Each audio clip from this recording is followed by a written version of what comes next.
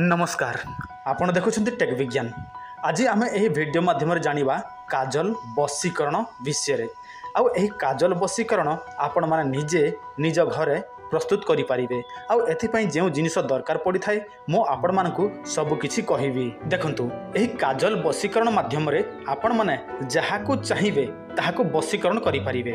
केवल आपण माने आखिरे एही काजलटी को लगेबे एवं जहाँ नाम रे आपण माने काजल प्रस्तुत करथिबे सही व्यक्ति को आपण माने केवल चाहि देबे।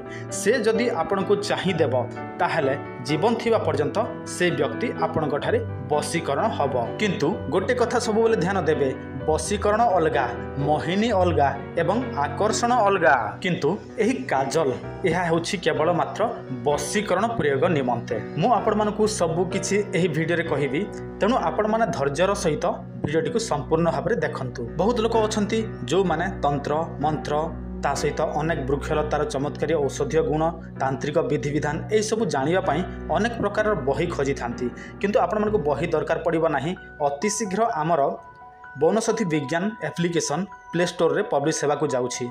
आपण माने एहाकु डाउनलोड करिवे एवं प्रत्येक एही ब्रह्मांड रे जेते मध्य चेरी मूली औषध अछि, तंत्र मंत्र विद्या अछि, सब किछि आपण माने ओडिया भाषा रे पाई पारिबे। जेते बेले एही एप्लिकेशन टी पब्लिश हो प्ले स्टोर रे मो आपण समस्त को सही एप्लिकेशन रो लिंक मध्य दे देबी, व्हाट्सएप रे डाउनलोड करि नेबे। देखंतु एही कजल बशीकरण पई आपण मानकु सर्वप्रथमे कोन दरकार। प्रथमे आपण मानकु शुद्ध देसी घी।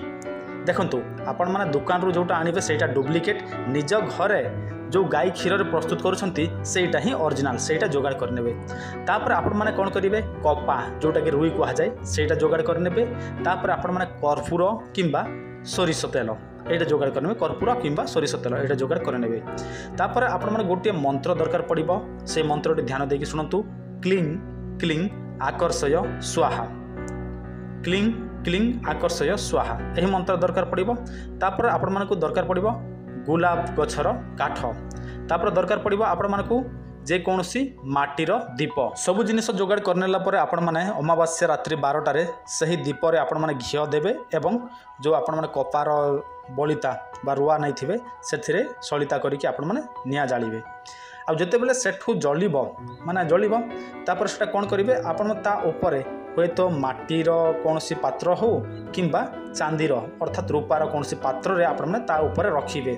जेमिति कि ताहार जो आपण मानक धुआं बाहरे ना, दीप जलिले तो धुआं बाहरे, से धुआंटी जो माटी पात्र किंबा से चांदी पात्र रे लागि जीवो। लागिला पर कोन हबो, सेटा कला पड़ी जीवो। तापरे आपण माने कोन करिवे, सेटा को जत्न सहकार रखिबे। किंतु गोटे कथा ध्यान देबे, जो समय आपण माने यहा प्रस्तुत करिवे सेही समय किछि मंत्र तो आपण को प्रयोग करबा को पड़िबो, जोटा कि आपको कहली क्लीं क्लीं आकर्षय स्वाहा।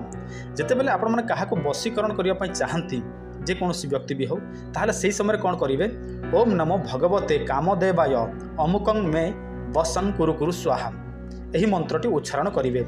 केमिति उच्चारण करिवे आपण माने जानिले, ओम नमो भगवते कामदेव जो अमुकं अछि से जगह से व्यक्तिर ना नेबे, मे वसं कुरु कुरु स्वाहा एही भाबे आपण माने 7 थर किंबा 21 थर से काजल ऊपर मंत्र प्रयोग करिवे एवं आपण माने निज आखिरे लगेबे। तापरे आपण माने जहाँ पई यह प्रयोग करथिबे ताकू केवल देखि देबे, से आपण को देखि देबो आखिरे, बस सेतिक रे ही आपनकर बशीकरण होई जीवो।